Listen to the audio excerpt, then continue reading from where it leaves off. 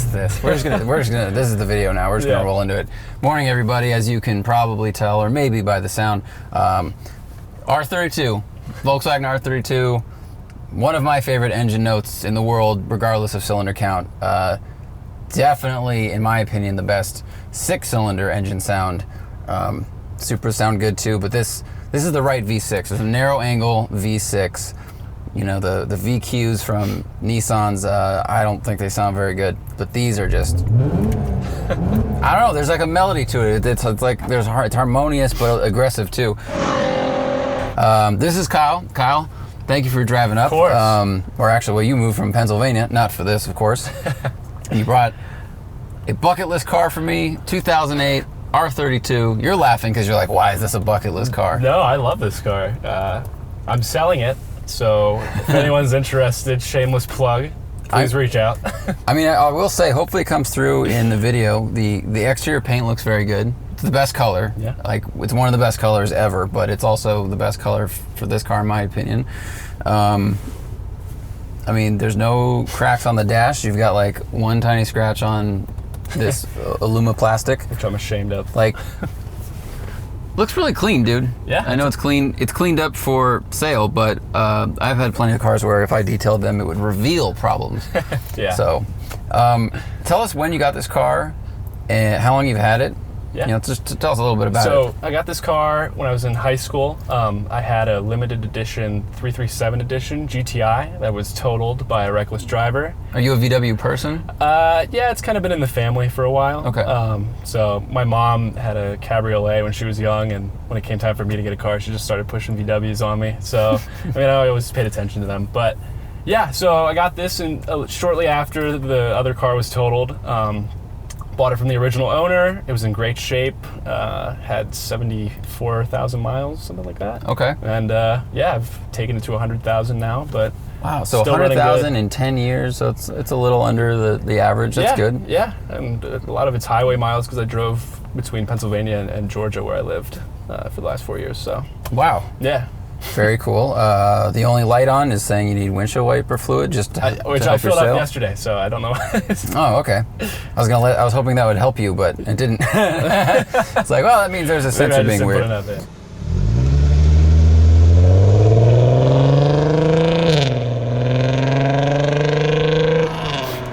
right. Well, we're gonna set up. We're gonna go down the hill first. I'm gonna keep ESP on and just see what it's like, because this. You know, traction control systems have changed a lot in 10 years. And this also has electronic steering, which have changed a lot in 10 years. So I'm real curious to see how that feels. I think this was one of the first VWs with a DSG. So yeah. That's why, in comparison to the 04 R32, it's a little less sought after, you know, because it is not a 6-speed. Yeah, that makes sense.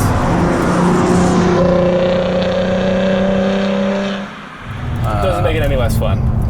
No, I mean, these were, so yeah, the first R32, this has basically the same engine. It got 10 more horsepower, and it weighs 90 pounds more, 100 pounds more. I mean, that could be just due to the transmission, most likely. Yeah. Okay, definitely can tell it's electronic steering, because I can't feel the front tires. And I know, I feel like I've said that a lot lately, and people may be going, yeah, we get it, but it's just, it's one of the common symptoms of an electronic steering system. Is there's literally no mechanical link. So that's what I miss about that GTI that I had. Yeah, it's really hard to simulate it. There are companies that do it well. I think there's companies that do a really good impression of feedback. Porsche's one of them. The Camaro's pretty good, and the new Mustang's pretty good. Anything new, it's getting a lot better, especially if it's a performance version of a car. For sure. But if you drop down to like what I drive, the BMW 340 M Sport had no feeling because it had a different system in it.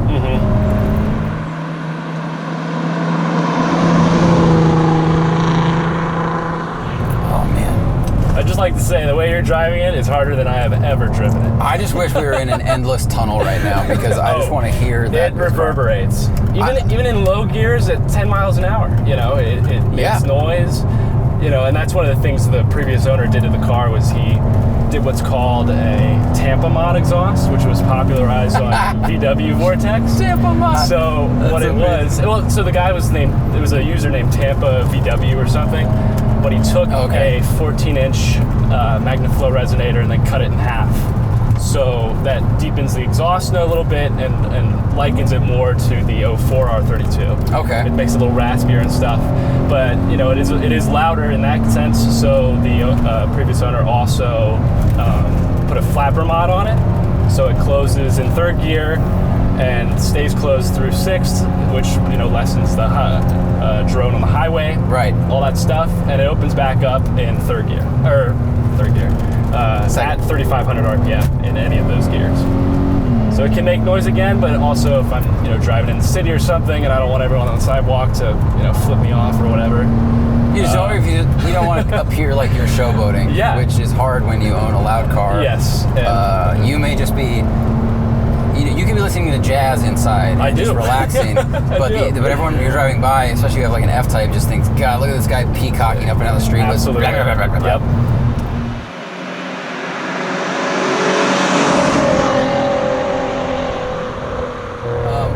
So it's 4,000 pounds, 248 horsepower, I think, similar torque. It feels lighter than that. I mean, I think the turn-in is pretty quick. Yeah. It sets really easily. It is nose heavy. I think these are like 58-42. Yeah, it's the Haldex system from the all-wheel drive. I think that added a lot of weight on over the GTIs and stuff. Yeah, I mean that's a heavy system. Yeah. And the engine itself, wow, there must be some kind of like, not a race. Ooh. That's a brake squeak. Yep. We just had way more cyclists today than normally on a weekday. Yeah. So just be nice to them, give them room. I'm gonna turn around. Yeah. I mean, I think when we started switching, on those switchbacks back and forth, left and right, then I started to notice the weight, because then you're going from left lean to right lean and back. But when it was a steady radius corner, it seemed like it sets really nice, and then and it just feels really predictable. Doesn't feel like 4,000 pounds. I don't know why.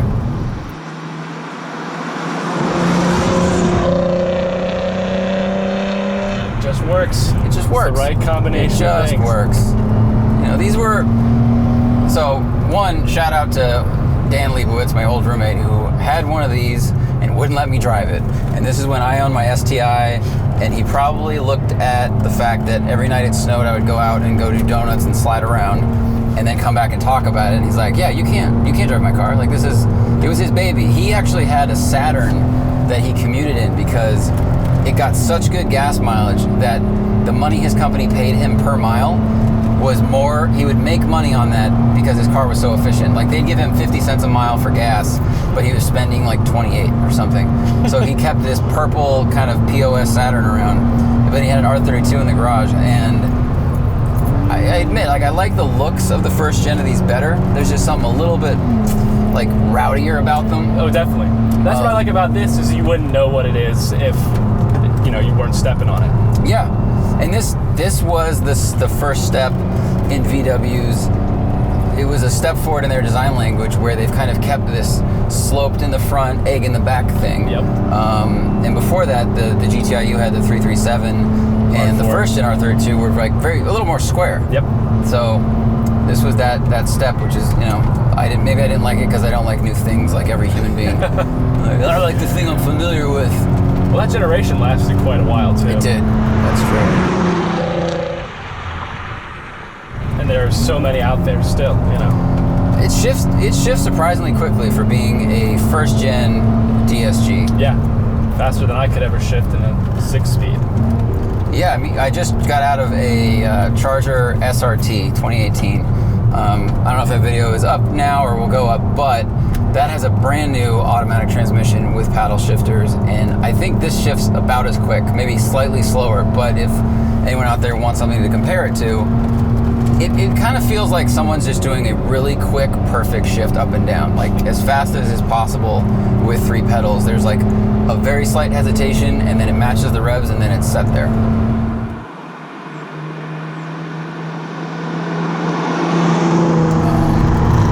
I don't know, grip in the corner feels nice. Can hear slight, there's tire squeal. All right, so yeah. I mean, obviously it's gonna default to understeer because that's where all the weight is. That was, you know, when these came out, you had like EVOs, STIs, WRX. I mean, these were priced above a WRX. So this was EVO and STI was this competitor. Always. I mean, this definitely was not as light or motorsports oriented as those cars. Yeah. Someone commented on when you shared my Craigslist ad on your Instagram that it's an amazing car at 20 through 60 miles an hour. Yeah, I believe that. Which I thought was pretty funny, yeah. You know, it's like we call an 8/10 car. You know, 10/10, it's going to really start to show its weight balance. For sure. But at 8/10, it feels great. And I feel like this is a car you can own longer. Like an EVO, the performance is insane. Like the grip is amazing. Oh, yeah. The agility is amazing. They're so much fun. But the interior is crap. It's got like 5 different kinds of plastic in it. You know, it's loud. It's a light car, so there's not a lot of sound deadening. It's just not a comfortable adult experience, I guess I would say. You're buying that car because it does one thing really well. It's an amazing driver's car, race car. Yeah. The STI was like kind of in a weird middle ground between the R32 and the EVO. The EVO's the hardcore racer. The EVO's the track shoe. Yeah. This, to me, is like the nice, bespoke leather hiking boot. Like, it's more comfortable. It seems like it's a higher quality vehicle, but you're not going to be as fast in it. Yep. And then the STI was like, I'm not sure who I am. Like, and I bought one. It was more comfortable than the EVO and nicer inside, but definitely not as nice as this. And it didn't feel quite as solid. I just want to keep going. I want to put the windows down. This is going to be, we're only 12 minutes. It's okay. Oh, it sounds so good. Can't beat it. So there's most R32 owners know about this, but there's a annual meetup up on the Blue Ridge Parkway in North Carolina called Wookiees in the Woods. And called Wookiees in the Woods? Wookiees in the Woods, because everyone says this kind of has that kind of Chewbacca kind of tone to it. Exactly. You're much better at the impression than I am, but yeah. So and then there's a giant. That's funny. There's a giant dam that they all go and park at. I think it's Fontana or something, and they just go and sound off and like. I'm like, I don't know if I could participate in that, but the videos are pretty funny. They all say their body line. They go. Yeah, exactly. Exactly. Yeah.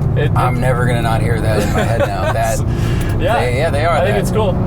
That's Wookiees in the Woods. I was like, are they all really hairy? Like, what? No. That's weird. This sounds like a different kind of event. Yeah, so I don't know. It's cool, and again, it's a tasteful car. I think the 08 is very subtle. The color is what makes it stand out the most. Definitely this one. If you get it silver or black, it just looks like a GTI. There's a red one too, which I think would just garner all the attention. But I don't know, there was this video that's seared in my brain. It was HPA a long time ago, before I had met them and we'd shot with them. This was in like 2006, I think. Yeah. Now I hear that. That sounds like actually like brake pad because we're going straight. Yeah. They built like a twin turbo R32, and it just launches, and you can. It's wheel spin at third gear, and there's exhaust flying out of it, and the thing is just flying down a runway. There's a one take of that, right? Well, yeah, Matt drove one of their cars. This was like, I saw this when I was in college, right? And it stuck in my brain forever because I was like, oh yeah, what if you took the VR6 and then put turbos on it with all-wheel drive? That seems amazing. HPA does great stuff. Oh my god, yeah. They're crazy in the best way. See, this feels like something you could, GT and all-weather. Like, it's basically an Audi. It is. It's all-wheel drive. Yeah. I mean, I went to school when I lived in Pennsylvania in the snow and didn't really have too much to worry about, Yeah, the brake pedal's nice and it's firm. Well, all right, I'll take that back. It's firm in the last third of the travel. The top is actually a bit soft and big, and then it grabs pretty well. It's got slotted behind me. rotors in the rear. That was something the previous owner did. Grabs hard. I think this actually, this had a shorter stopping distance than, I think the EVO or the STI, or maybe it was the GTI. It was better stopping distance than a GTI at the time, even though it was heavier. Yeah. And yeah, it's the same formula Audi has. Like, look, do you want something that's like pretty quick and livable, a little more upscale?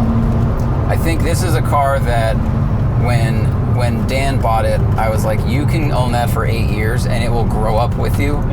It'll be a long time before colleagues or whoever may go, really? You still drive one of those? Like, aren't you a little old for that? Yeah. It's a Volkswagen. It looks nice and it's a special Volkswagen. Whereas my STI with a wing on it was like, I was 26, and I think even then I was like, this wing's a little much. Of course. And I had a flat build hat and black dyed hair, and I was still, yes, I did enjoy that internet. I still would look at the wing and go, I don't know, this is a bit loud. Oh man, I could drive this up and down all day just because I've always wanted to, and they sound really great. It handles better than I expected, considering what they weigh. The steering feel is worse than I hoped, but it's first gen electric. Like it's better than a lot of new cars that have electric steering, so that's kind of sad. What is that? Oh, Chrysler 300. I mean, it feels really solid. And as far as if you're selling it, like, it doesn't feel like there's loose bushings anywhere. It doesn't feel like it's falling apart. It's 100,000 miles. Have you had to put much money into it? Not since I've had it, really. I did the Dsg Transmission Service, which was about $600-700, but that's about every 45,000 miles. So I just did that at 90, which is good. So that was taken care of. I think one of the secondary AC fans went out, so there was a time it was running a little loud. Placed that, and I don't know. That's pretty good. It's been all right. And it was in PA, so we had state inspections and stuff. So as far as I know, everything's. Oh, I didn't know they had it there. Yeah. How much do they actually check? Because I know Jersey. It's like brakes, tires. It's pretty basic, but they don't do it here. Yeah. Here, it's like you could have 3 tires, and they wouldn't even notice. You just drive around. It's all about the smog. And did you put these paddle extensions on? Yeah, they're just stuck on with 3M adhesive. I mean, I like them. I use them. My fingers are up here. The ones behind are really small, so I just wanted something super tiny. And in actuality, I ended up clicking it where the shifters originally were, but I just have a little bit more to touch, I guess. Well, it actually shortens the reach slightly because it's thicker. Yeah. And you can grab it right here instead of having to go all the way inside. Of course. Up top, you can feel that it's like. Actually, it's not that the glue is loose. It's just the button itself it came with. Yeah. So I tried to get a screwdriver back in there, but with the windshield wiper stock, I couldn't really. That seems like a. Oh, like in here. Yeah, I couldn't go in. No, these seem tight enough. I don't know, man. I think these are random. These are cool cars. For sure. It's fun. Like I said, a little bit more upscale than an EVO or WRX at the time. Not as fast. Actually, Subarus have reliability problems. Actually, they all do. EVOs, all of them. None of them are invincible. So I think just pick a fun one if you need all-wheel drive and you want something to sound cool. And people like these. I think people always like these. So, dude, thank you for bringing this up. No problem. I appreciate it. Appreciate you driving it. Good luck selling it. Yeah. That sounded mean, but like, literally, good luck. Link below. Selling it. The link to the ad will be in the description. I've never said that before. Hit the link after the jump or whatever. I don't know, man. I'm a fan. If you guys are out there, you want something that is a cool, interesting cruiser. They still look good, in my opinion, if you like hatchbacks. And it's a hatchback, you get functionality. It's quick enough. I mean, you're not winning any drag races or like canyon moves, but people think with how loud it is you can, but no. Yeah, but also, I think power numbers are so high nowadays that people looked at, where was I? Someone said, it's only 450 horsepower. I was like, that's a lot. That's a lot. It's not a lot compared to what you see on the internet, but the internet will twist your brain. It's like watching Man vs. Food or like one of those crazy eating contests, and then you go somewhere and get like your own 16-inch pizza, and you're like, I mean, this is fine. Like, it was a Subway footlong. I saw a show where this guy was eating like a 4-foot sandwich, and he didn't have to pay anything, so I think that's what it should be. It's 248 horsepower, feels quick, just feels good, feels like a solid car. Cool. Thank you guys for watching. podcast, social media. Find us in all the places. Make sure you're subscribed for One Takes and that you click the alarm button for notifications, because then it sends it to your YouTube inbox and you don't go, I missed all these shows. We had a guy tweeted us today who said, where's Zach's One Takes? It's like there's 20 of them, but he didn't have his subscription activated. So thanks for watching. Thanks for bringing it. See you guys later.